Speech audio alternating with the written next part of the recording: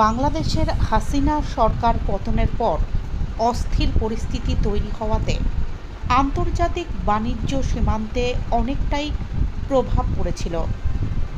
এরপর কাশ্মীরের পেহেলগাঁওয়ের সন্ত্রাসী হামলার পর আবারও নতুন করে মালদার ভারত বাংলাদেশ আন্তর্জাতিক বাণিজ্য সীমান্তে প্রভাব পড়ার সম্ভাবনার আশঙ্কা করছেন এক্সপোর্টাররা। অনেকটাই আতঙ্কে রয়েছেন তারা।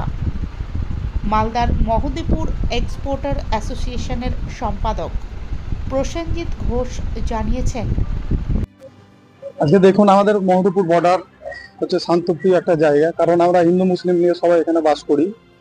যে ঘটনাটা পহেলগামে হয়েছে সেটা অত্যন্ত খারাপ এবং নিন্দনীয় ঘটনা। এটার জন্য আমরা মহদীপুর স্থলবন্দরে সমস্ত যারা এক্সপোর্টার বা সাধারণ মানুষ আছে তারা সবাই মিলে আমরা একটা উদ্যোগ গ্রহণ করেছি সামনে কয়েকদিনের মধ্যে একটা মিছিল ডাকার জন্য, শান্তির মিছিল, যাতে ওই আঁচ এখানে না পড়ে। কারণ এই আঁচ মানে আমাদের ব্যবসায়িক মহলের যারা ব্যবসায়িক তারা কিন্তু অত্যাধিক লসে পড়বে। কারণ বর্ডার সীমান্তবর্তী এলাকা, তার মানে হচ্ছে আমরা এখানে সমস্ত রকমের মানুষ বাস করি এবং এক্সপোর্টের ক্ষেত্রে এই জায়গাটা কিন্তু আমাদের খুব গুরুত্বপূর্ণ জায়গা। মহদীপুর স্থলবন্দর হচ্ছে খুব গুরুত্বপূর্ণ জায়গা। আমাদের এখানকার প্রশাসনও তৎপর আছে এবং বিএসএফ এদের সাথে আমাদের অনেকবার মিটিংও হয়েছে এই বিষয় নিয়ে। কিন্তু আমাদের প্রশাসনিক কর্তারা যারা আছে, ডিএম স্যার, এসপি স্যার, এনারাও ভালো তৎপর, যাতে কোনো রকম এখানে অশান্তি বা কোনো রকম কোনো ঝামেলা বা এক্সপোর্টে কোনো রকম ঘাটা না পড়ে, তার জন্য আমাদের প্রশাসন কিন্তু তৎপর আছে।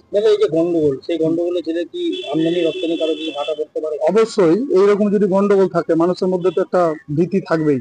এই ভীতিকে আমরা উত্তীর্ণ করে আমরা যে একটা শান্তি মিছিল করব এবং প্রশাসনের কাছে আমরা বারবার জানিয়েছি যে এই জায়গায় যেন আমাদের কোনো কিছু না হয়। এক্সপোর্টের ক্ষেত্রে আমাদের যা রেভিনিউ, যা সরকার রেভিনিউ পায়, সেই রেভিনিউর ক্ষেত্রে যেন কোনো রকম প্রবলেম না হয়, ক্ষতির মুখে না হয়। আপনার নাম? Prosenjit Ghosh, exporter association secretary. স্থানীয় সূত্রে জানা গিয়েছে, মূলত মালদার মহদীপুর আন্তর্জাতিক বাণিজ্য সীমান্ত দিয়ে বাংলাদেশে পেঁয়াজ, আদা, রসুন, পাথর সহ একাধিক পণ্য সামগ্রী রপ্তানি হয়। এছাড়াও বিভিন্ন সিরামিক আইটেম বিগত দিনে রপ্তানি হতো। মহদীপুরের এক রপ্তানিকারক বলেন, বাংলাদেশের পরিস্থিতির পর বিএসএফের বাড়তি নজরদারি তো ছিলই, এবারে কাশ্মীর ইস্যুতে আরও কড়াকড়ি শুরু হয়েছে সীমান্তে। কাশ্মীর ইস্যুতে বাণিজ্যে ব্যাপক প্রভাব পড়তে পারে বলে এখন থেকেই সেই আশঙ্কা করছি। হয়তো এর প্রভাব আগামীতে পড়তে পারে। তাতে সার্বিকভাবে সরকারি রাজস্বের অনেকটাই ক্ষতি হবে। মহদীপুর সিএনএফ এজেন্ট ওয়েলফেয়ার অ্যাসোসিয়েশনের সম্পাদক তাপস কুণ্ডু বলেন, পেহেলগাঁও যে জঙ্গি হামলা হয়েছে সেটা সার্বিকভাবে আমরা খুব মর্মাহত। সারা দেশ এটা নিয়ে মর্মাহত চলছে, কিন্তু এর মতো অবস্থায় আমরা ব্যবসায়িক সংগঠন থেকে জানানো যাচ্ছে যে এটা খুব খারাপ ঘটনা। কিন্তু আমাদের এখানে ব্যবসা অতটা প্রভাব পড়েনি, প্রভাব পড়বে, অবশ্যই পড়বে। আর এখন এর মতো অবস্থাতে যে বিএসএফ যে তৎপরতা, আমরা আগে যেটা দেখতাম বিএসএফ এর তৎপরতা কম ছিল, এখন এই যুদ্ধের ফলে বিএসএফ এর তৎপরতা বেড়ে গেছে। কানাডার সীমান্তে অহরহ পাহারা দিচ্ছে, যেখানে দুটো বিএসএফ ছিল সেখানে 10টা বাড়িয়েছে। খুব উত্তেজনা অবস্থাতে সবাই আছে। মানে বিএসএফ এর তৎপরতা ভালো বাড়িয়েছে। এই যে পেহেলগাঁওয়ের ঘটনা কিভাবে দেখছেন আপনি? খুব দুঃখজনক ঘটনা। যে মতো সন্ত্রাসবাদীরা যেটা হামলা করেছে এটা কোনোভাবে মেনে নেওয়া যায় না। আমাদের তরফ থেকে ব্যবসায়ী সংগঠন থেকে বলা হচ্ছে যে এগুলো বন্ধ করা উচিত। আমরা দুই দেশে, ভারত ও বাংলাদেশে আমরা খুব দীর্ঘস্থায়ীভাবে ব্যবসা করতে চাই। আমরা একে অপর উপরে নির্ভরশীল। আমরা শান্তিতে ব্যবসা করছি এখন। দাদা কি মনে করছেন এই ঘটনায় কি কোথাও আমদানি রপ্তানিতে কোথাও কি ভাটা পড়তে পারে?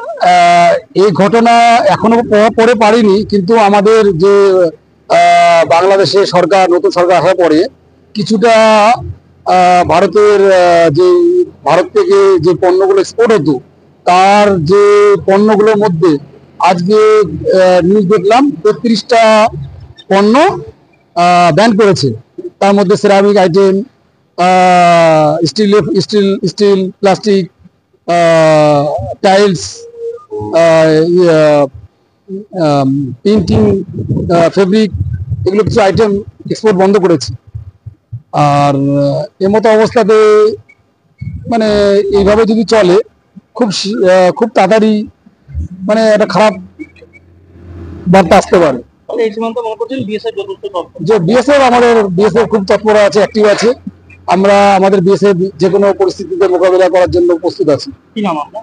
Tapas Kundu, Mahadevpur CNF agent welfare অ্যাসোসিয়েশনের সেক্রেটারি।